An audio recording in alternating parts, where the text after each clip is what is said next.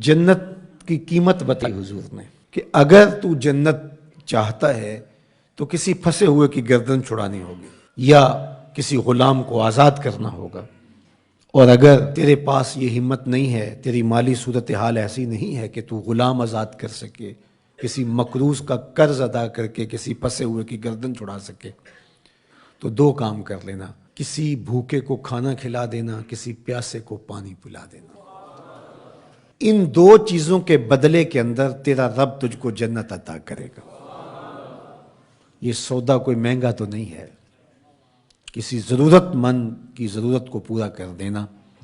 کسی دکھیے کو،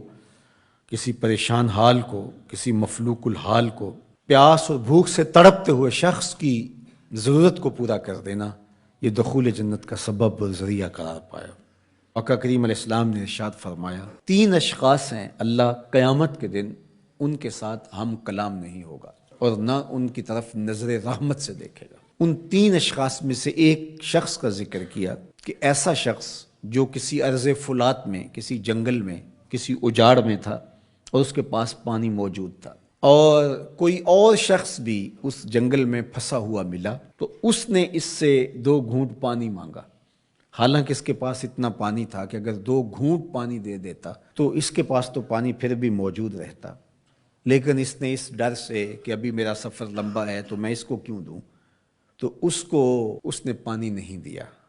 کل قیامت کا دن ہوگا تو اللہ اس شخص کی طرف نظر رحمت سے نہیں دیکھے گا، کہے گا کہ میرے بندے نے تجھ سے پانی مانگا اور تو نے نہیں دیا، آج میں بھی تیری طرف التفات نہیں کروں گا۔ تو اللہ کے بندوں سے پیار کرنا یہ اللہ سے پیار کی دلیل ہے، تو اللہ کے بندوں کی مدد، نصرت اور اعانت یہ اللہ کے حضور عقیدتوں کا اظہار اور محبتوں کا ذریعہ ہے۔ وہ لوگ جن کو اللہ نے توفیق دی اور ان کی ضرورت سے زیادہ مال دیا ہے تو وہ معاشرے کے لاچار، مجبور، بھوک، افلاس اور ننگ کے اندر مبتلا لوگوں کی ضرور مدد اور نصرت کیجیے۔ اس وقت دنیا بھوک اور افلاس کی طرف بڑھ رہی ہے۔ آمدہ اطلاعات کے مطابق ہماری ہمسائیگی میں افغانستان کے اندر 20 ملین لوگ، 2 کروڑ لوگ، ان کا بھوک سے مرنے کا اندیشہ ہے۔ اسی طرح روہنگیا کے اندر زندگی جتنی کٹھن ہے اور جس اذیت میں وہ لوگ زندگی کاٹ رہے ہیں، اسی طرح یمن کے اندر جو کچھ ہو رہا ہے اور شام کے اندر ہم اپنی آنکھوں سے مناظر دیکھیں، 50 لاکھ کے قریب لوگ سخت سردی کے اندر اذیت میں پڑے ہوئے ہیں۔ زیادہ تعداد بچوں کی ہے اور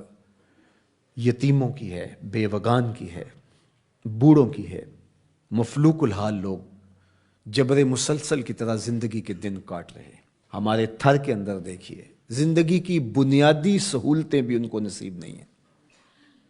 جس کٹھن اور تلخ زندگی سے وہ لڑ رہے ہیں، وہ زندگی گزار نہیں رہے، زندگی کاٹ رہے ہیں۔ ان کی سانسیں نیزوں کی انیاں ہیں۔ اذیت، تکلیف، بھوک، ننگ، افلاس، فاقے، بے چینی، اضطراب، دکھ، محرومیاں، ذرا ان سب بے بس، مجبور اور لاچار لوگوں کا ایک تصور کیجئے،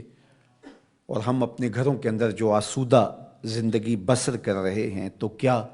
ہمارے اوپر لازم نہیں ہے کہ اللہ کا شکر بھی ادا کریں اور ان لوگوں کی مدد کے لیے مقدور بھر اپنا کردار بھی ادا کریں؟ اللہ امت مسلمہ پر آسانیاں پیدا فرمائے۔ اگرچہ کوئی کافر ہو، حتیٰ کہ کوئی جانور بھی ہو، بھوک، ننگ اور افلاس میں مبتلا ہو، ہمارا دین اس کی مدد، نصرت، اعانت اور تائید کی ترغیب دیتا ہے۔ ہمارے مذہب کا ہمارے لیے حکم ہے کہ ضرورت مندوں کی ضرورت کو پورا کرو، اس کا مذہب پوچھے بغیر، اس کا مسلک معلوم کیے بغیر، اس کی ذات پوچھے بغیر، اس کی شہریت پوچھے بغیر۔ جہاں بھی افلاس میں، غربت میں، بے چینی اور بدحالی میں کوئی بھی ہو، آپ اس کی مدد کریں، اس کی نصرت کریں۔